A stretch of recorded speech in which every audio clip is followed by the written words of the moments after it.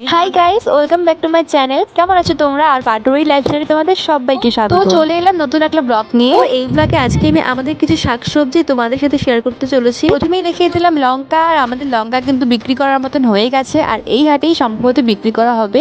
আর এগুলো হলো বাদামের গাছ, এগুলো একদমই ছোট আছে এখন। আর এদিকে দেখাচ্ছে বেগুন, এগুলো বেগুন কিন্তু নিজে খাওয়ার জন্য, এগুলো বিক্রি করার জন্য নয়। এই পাশে রয়েছে কাঁকরোলে গাছ, এগুলো খুব ছোট এখন। আর রয়েছে পেঁপে গাছ, এগুলো তো এখনো ফল দেওয়া শুরু করেনি। এগুলো হলো রসুন, দেখো এগুলো কিন্তু হয়ে গেছে, যদিও এগুলো বাড়িতে খাওয়ার জন্য। আর এটা হলো আমাদের মাচা, এখানে আমরা কয়েকদিন আগে লাউ আর কুমড়ো চাষ করেছিলাম, বর্তমানে যেটা এখন ফুরিয়ে গেছে। তবে মাচাতে যে আমরা কুমড়ো চাষ করেছিলাম সেটা শেষ হয়ে গেল, মাটিতে যে কুমড়ো চাষ করেছি সেটা কিন্তু এখনো আছে। আর এগুলো হলো মিষ্টি কুমড়ো, এগুলো কিন্তু খেতে খুবই টেস্টি হয়। আর তোমরা দেখতেই পাচ্ছ আমরা কুমড়োকে কিন্তু ঢেকে রেখেছি, তার কারণটা হলো পোকার হাত থেকে বাঁচার জন্য, যাতে কুমড়োগুলো নষ্ট না হয়ে যায়। পোকার হাত থেকে বাঁচাতে পারলেও এই কুমড়োগুলো যেহেতু মাটির সঙ্গে লাগানো রয়েছে, তাই কিন্তু পচে যাওয়ার সম্ভাবনা বেশি রয়েছে। যেমন দেখো এই কুমড়োটা কিন্তু পচে গেছে, আর তাই এটাকে এখন ফেলে দিয়ে আসা হবে। তো এখানেই শেষ না, আরো অনেক শাকসবজি রয়েছে, সেগুলো নিশ্চয়ই শেয়ার করবো। ভিডিওটি তোমাদের কেমন লাগলো? ভালো লাগলে একটা লাইক করে দিও এবং চ্যানেলটিকে প্লিজ সাবস্ক্রাইব করে দিও। তো আজকের মতো এখানেই, দেখা হচ্ছে পরে কোনো ভিডিওতে।